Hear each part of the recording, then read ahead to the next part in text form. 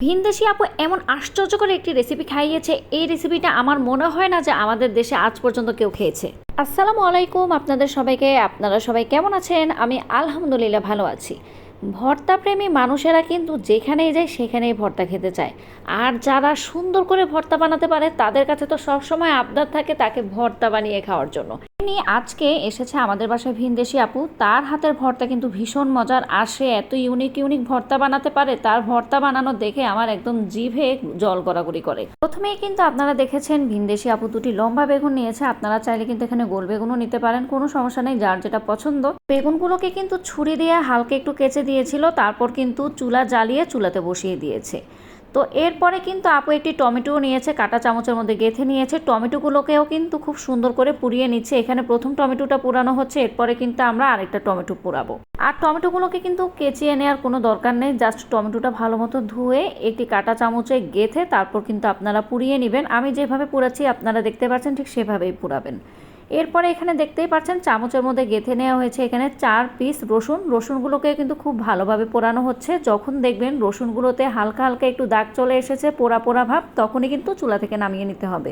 এরপরে আপনারা দেখতে পাচ্ছেন এখানে 3টি কাঁচামরিচ নিয়েছে বড় সাইজের, সেগুলোকেও কিন্তু খুব ভালোভাবে পুড়িয়ে নেওয়া হচ্ছে। এখন যে ভর্তাটা বানাচ্ছি সেটা এত বেশি ইউনিক, আর এই ভর্তাটা আমি কখনো খাইনি। আমার মনে হয় না আপনারা কখনো খেয়েছেন। যারা যারা খেয়েছেন অবশ্যই কিন্তু কমেন্টস করে জানাবেন। তো দেখতেই পাচ্ছেন প্রথমে কিন্তু একটি বাটনাতে দেওয়া হয়েছে শুকনা মরিচ। শুকনা মরিচগুলোকে কিন্তু আগেই হালকা একটু ভেজে নেওয়া হয়েছে।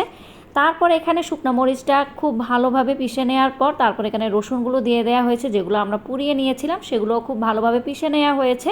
তারপর এখানে দেওয়া হয়েছে কুচি করা পেঁয়াজ, এরপর দেওয়া হয়েছে লবণ এবং সরিষার তেল। তারপর আবার খুব ভালোভাবে এগুলোকে আধা ভাঙা করে পিষে নিতে হবে। যখন আধা ভাঙা করে পিষে নেওয়া হয়ে যাবে তখনই কিন্তু দেওয়া হবে সে পোড়া টমেটোগুলোকে কিন্তু হালকা উপরে একটু ছুলে নেওয়া হয়েছে চামড়াটা। তারপর এখন এই গোটনাটা দিয়ে কিন্তু খুব ভালোভাবে টমেটোগুলোকে পিষে নেওয়া হচ্ছে। আপনারা দেখতে পাচ্ছেন টমেটোর ভিতর থেকে কিন্তু রস বের হয়ে এসেছে। এখন টমেটোগুলোকে খুব ভালোভাবে পিষিয়ে নেওয়ার পর তারপর এখানে দিয়ে দেওয়া হচ্ছে তাজা তাজা ধনেপাতা। ধনেপাতা না দিলে তো ভর্তা খেতে মজাই লাগে না আমার। অবশ্যই মনে রাখবেন এই ভর্তাটা যখন আপনারা বানাবেন তখন কিন্তু দেশি টমেটো নেবেন, যে টমেটোগুলো টক, তাহলেই কিন্তু টমেটোর এই ঝোল ভর্তাটা খেতে খুবই ভালো লাগবে। আমি জানি না আপনারা তো সবসময় টমেটোর ভর্তা খেয়েছেন, কিন্তু টমেটোর এই ঝোল ভর্তাটা খেয়েছেন কি না অবশ্যই কিন্তু আমাকে জানাবেন। ভর্তাটা কিন্তু বানানো হয়ে গেছে, এখন একটি সার্ভিং ডিশে কিন্তু ভর্তাটা তুলে নেওয়া হচ্ছে। আর যে ঝোলগুলো আছে বিশ্বাস করেন এগুলো আমার চামচ দিয়ে এখন খেতে ইচ্ছে হচ্ছে। তারপর এখন যে বেগুনগুলো ভেজে নেওয়া হয়েছিল সে বেগুনগুলো থেকে কিন্তু উপরের চামড়াটা আলাদা করে নেওয়া হচ্ছে এবং খুব সুন্দর করে কিন্তু ধুয়েও নেওয়া হচ্ছে।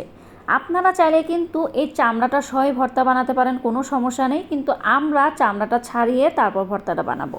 এখন বোটা থেকে বেগুনগুলোকে ছাড়িয়ে নেওয়া হচ্ছে। তারপর এখানে দিয়ে দেওয়া হচ্ছে সে পোড়ানো কাঁচামরিচগুলোকে, সাথে সামান্য পরিমাণ লবণ দিয়ে খুব ভালোভাবে চটকে নিতে হবে। যত সুন্দর করে চটকে চটকে মেখে নেবেন ততই কিন্তু এই পোড়া মরিচগুলো থেকে স্মেল বের হয়ে আসবে। এরপর দিয়ে দেওয়া হচ্ছে কুচানো পেঁয়াজ। কুচানো পেঁয়াজগুলোকেও কিন্তু খুব ভালোভাবে চটকে নিতে হবে, সাথে সাথে দিয়ে দিতে হবে এখানে সরিষার তেল।